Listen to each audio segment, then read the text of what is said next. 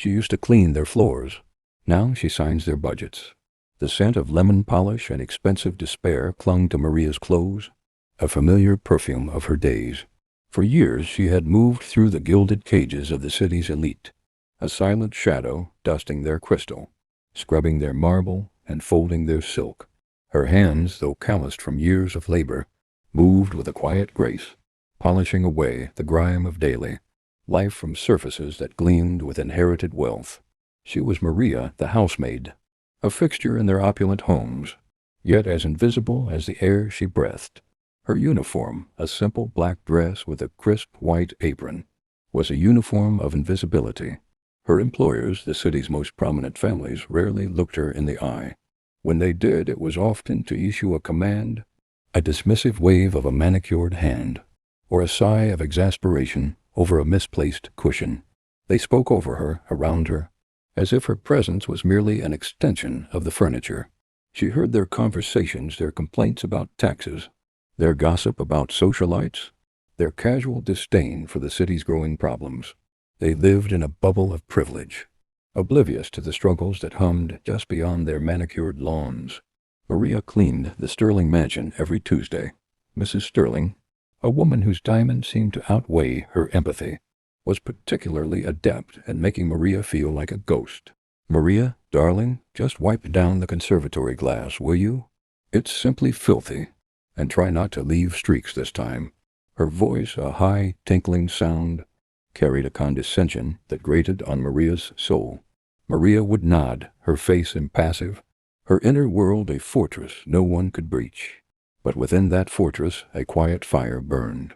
As Maria meticulously cleaned the grand, empty rooms, she wasn't just observing dust motes.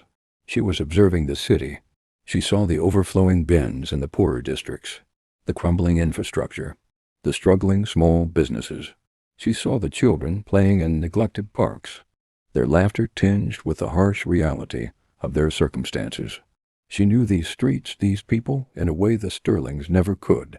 She rode the buses, walked the sidewalks, stood in the long queues at the public clinic.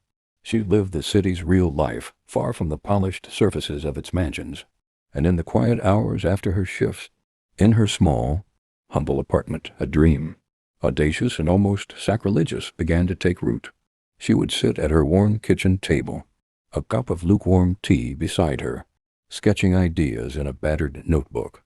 Ideas for better public transport, for community gardens, for affordable housing. Ideas that flowed from her intimate knowledge of the city's pulse. The dream was simple, yet monumental. She wanted to be mayor. The thought was so absurd, so far-fetched, that sometimes she'd laugh aloud, a soft, self-deprecating chuckle that quickly died in the silence of her apartment. Mayor? Me? Maria, the housemaid? But the dream wouldn't let go. It clung to her, a persistent whisper in the quiet corners of her mind. She started reading everything she could get her hands on: city council minutes, urban planning reports, biographies of political leaders. She devoured them, her mind absorbing every detail, every strategy. She saw the problems, and she began to envision solutions. Her family, her rock, was her first confidant. Her sister, Elena, a pragmatic woman who ran a small bakery, listened patiently over steaming loaves of bread. Maria, Mia, that's a big dream, a very big dream. Do you know what it takes? The money? The connections? Elena's voice was gentle, but her skepticism was clear. Her elderly mother, Mama Sofia, whose hands were as gnarled as ancient olive trees, simply looked at her with knowing eyes. Maria, you have a good heart, and you see things others do not. But the world, it is not always kind to those who dream too big. Mama Sofia's words carried the weight of a lifetime of quiet struggle. But her son, Matteo, a bright, earnest boy of 15, looked at her with unshakable belief. Mom, if anyone can do it, you can. You always fix things. You always make things better. His faith, pure and unwavering, was a balm to her doubts. The decision to run for office was an earthquake in her quiet life. She announced it at a small community meeting, a gathering of neighbors and friends in the cramped hall of their local church. The reactions were a mixture of stunned silence, polite smiles, and outright disbelief. "Maria, bless your heart."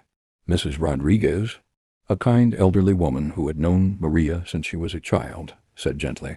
"But mayor? That's for the big shots, the lawyers, the rich folks." A few people chuckled, not unkindly, but with a clear sense of the impossible. Maria felt the familiar sting of being underestimated, but this time it fueled her. She wasn't just dreaming for herself anymore. She was dreaming for them.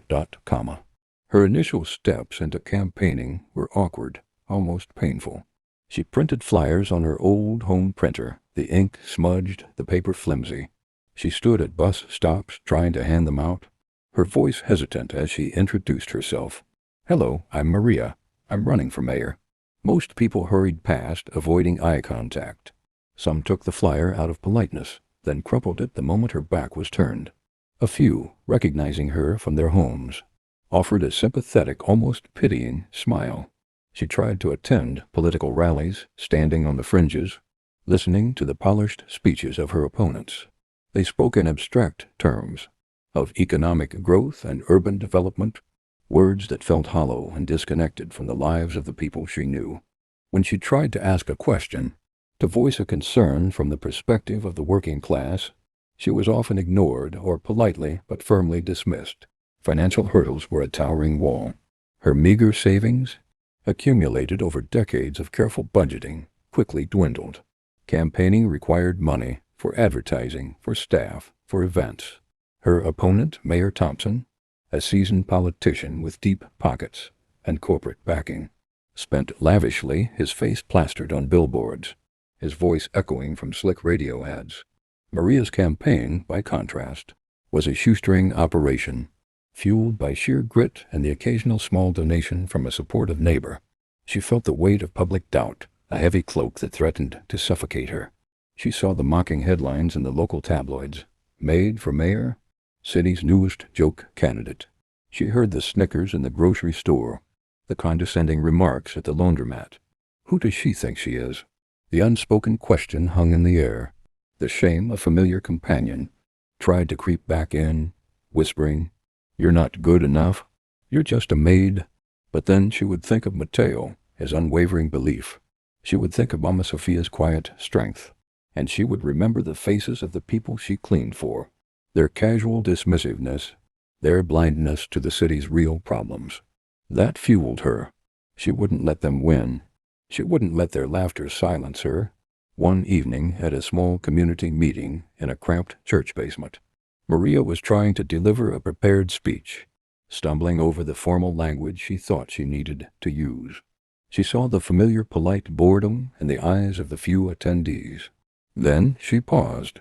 She looked at the worn-out chairs, the peeling paint on the walls, the tired but hopeful faces before her. These were her people. These were the people she cleaned for, the people she lived among. She took a deep breath. "Forget the fancy words," she said, her voice dropping, becoming more natural, more heartfelt. "I'm not a politician. I'm Maria. I've cleaned your homes. I've seen your struggles. I've seen the empty cupboards, the broken sidewalks, the clinics with no doctors. I know what it's like to worry about the rent, to stretch every dollar. I'm not here to make promises I can't keep. I'm here to listen. I'm here to serve. Because I believe this city deserves a mayor who understands its heart, not just its balance sheet." A ripple went through the small crowd. A few heads nodded. A woman in the front row, her eyes glistening, wiped a tear from her cheek. Maria felt a surge of warmth, a connection she hadn't felt before. She wasn't trying to be someone she wasn't. She was just being herself, and for the first time, it felt right. The media initially found her candidacy amusing. The local news channels ran short, dismissive segments, often accompanied by a photo of Maria in her uniform, or a clip of her awkwardly handing out flyers. "From mop to mayor? A quixotic quest," read one headline in the City Gazette. Political analysts on TV chuckled, dismissing her as a fringe candidate, a feel-good story that would quickly fade. Mayor Thompson's campaign manager openly mocked her in a press conference. "Our opponent, Ms. Hayes, is certainly unique, but running a city is not like cleaning a kitchen. It requires experience, connections, and a deep understanding of complex policy, not just good intentions." The laughter that followed was loud, confident, and designed to crush. Financially, Maria's campaign was a constant uphill battle.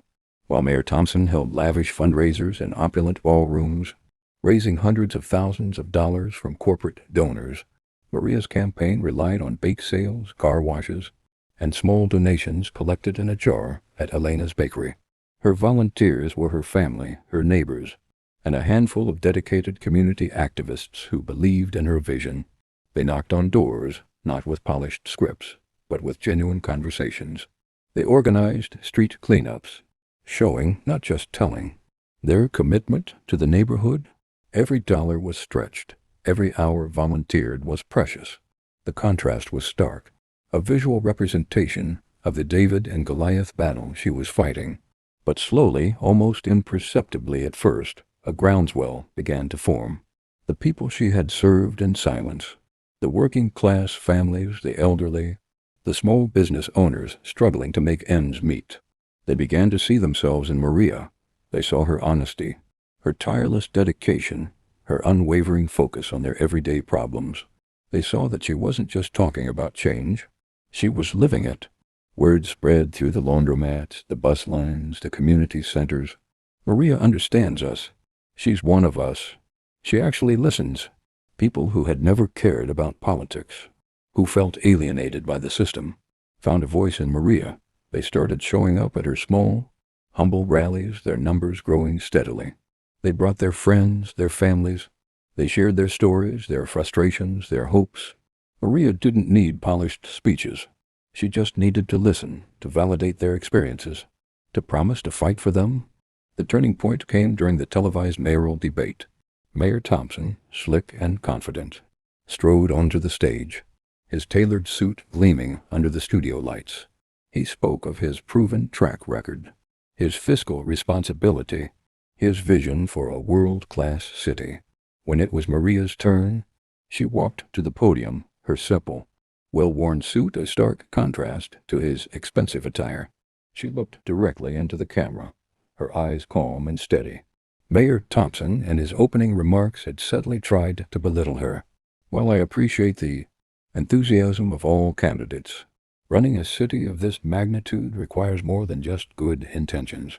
It requires years of experience in governance, a deep understanding of complex budgets, and a network of influential connections. It's not a job for amateurs. The implication was clear. When it was Maria's turn for rebuttal, she didn't attack him. She simply stated, her voice resonating with quiet power, "Mayor Thompson is right. Running a city does require experience. And I have it. I have experienced what it's like to wait 3 hours for a bus because public transport is underfunded. I have experienced what it's like to worry about a sick child when the local clinic has no doctors. I have experienced what it's like to see small businesses close because they can't compete with big corporations.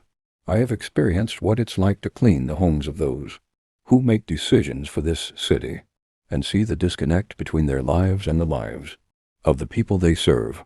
She paused, her gaze sweeping across the audience, then back to the camera. "My experience isn't in boardrooms or political backrooms.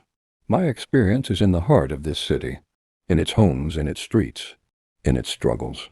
I know what needs cleaning, Mayor Thompson, and it's not just the floors of mansions. It's the broken systems, the neglected communities, and the trust that has been swept under the rug for far too long." A stunned silence fell over the studio.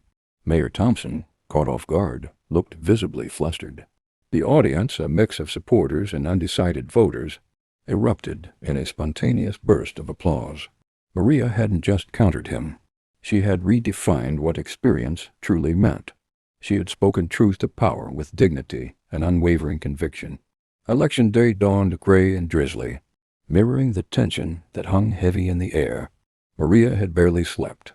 She spent the morning at polling stations, shaking hands, offering warm smiles, her heart a mixture of quiet hope and gnawing uncertainty. The media, though now taking her more seriously, still predicted a comfortable victory for Mayor Thompson. The polls, they said, were clear. As evening fell, Maria gathered with her family and a small group of dedicated volunteers in the cramped community hall where her journey had begun. The air was thick with nervous energy, the scent of stale coffee, and anxious hope. The television in the corner flickered with election coverage, the anchors dissecting exit polls, their voices calm and assured as they reiterated Mayor Thompson's expected win. The initial numbers trickled in, confirming the predictions. Thompson was ahead significantly. A wave of disappointment washed over the room. Faces fell. Mateo squeezed her hand, his eyes filled with sorrow. Maria felt a familiar ache in her chest, the sting of potential defeat. Was it all for nothing? Had they laughed for a reason? But then a slow, surprising turn began. The numbers from the working-class districts, the neighborhoods Maria had walked tirelessly, started coming in. Her percentages began to climb steadily, relentlessly. The gap narrowed. The anchors on TV, their voices now tinged with surprise, began to talk about an unexpected surge, a late-breaking shift. The room erupted. Cheers, shouts, tears. Elena hugged her tightly, Mama Sophia's eyes wide with disbelief and joy. Maria watched the screen, her heart pounding a frantic rhythm against her ribs. The numbers continued to climb. The gap shrunk further. It was a nail-biter, a miracle unfolding before their very eyes. Finally, just past midnight, the news anchor, her voice breathless with excitement, announced it. Ladies and gentlemen, we have a stunning upset. With 98% of precincts reporting, the Associated Press is projecting that Maria Hayes has defeated incumbent Mayor Thompson. From maid to mayor, an unprecedented victory in this city's history. The hall exploded. A deafening roar of cheers, applause, and triumphant shouts. People embraced, tears streaming down their faces. Flashbulbs popped as local reporters, who had once mocked her, now scrambled to capture the historic moment. Maria stood amidst the chaos, her face wet with tears of joy and disbelief, her heart overflowing with gratitude. She had done it. They had done it. Her victory speech was delivered from a makeshift podium in the crowded hall, her voice clear and strong, filled with the raw emotion of the moment. She looked out at the faces before her, her family, her volunteers, her neighbors, the people who had believed in her when no one else would. They laughed, she began, her voice trembling slightly, but firm. They laughed at the idea that a woman who cleaned houses could lead a city. They laughed at my simple flyers. They laughed at my lack of connections. They laughed because they thought I didn't belong.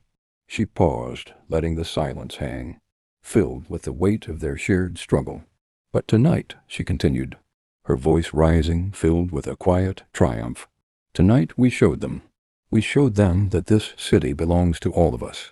We showed them that true power isn't found in fancy suits or big money. The hall erupted in thunderous applause. She didn't gloat.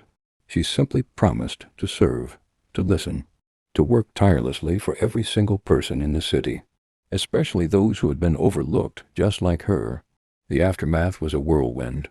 Mayor Thompson, gracious in defeat, issued a statement congratulating her, though his shock was palpable. The media, scrambling to rewrite their narratives, now hailed her as a grassroots phenomenon, a true inspiration. Mrs. Sterling, Maria's former employer, reportedly nearly dropped her morning tea when she saw the news, her face a mask of utter disbelief. The woman who had once dismissed her with a wave of a hand was now her city's leader. The irony was sweet, quiet, and deeply satisfying. Maria's first days in the mayor's office were a symbolic shift. She walked into the grand, ornate office, the polished mahogany desk a stark contrast to the mops and buckets of her past. She placed a small, framed photo of her mother and Mateo on the desk, a quiet reminder of her roots. She didn't change the decor, but she changed the atmosphere. The office, once a bastion of distant power, became a place of accessibility, of open doors and listening ears. She approached governance with the same practical, people-focused approach she had applied to cleaning. She knew where the dirt was, where the cracks were, where the neglect had festered. Her policies weren't abstract theories. They were direct responses to the problems she had witnessed firsthand. She championed initiatives for affordable housing, invested in public transport, and revitalized community health clinics. She created programs to support small businesses, understanding their struggles intimately. She held town halls in every neighborhood, not just the wealthy ones, listening patiently, taking notes, making sure every voice was heard. The city, slowly but surely, began to transform.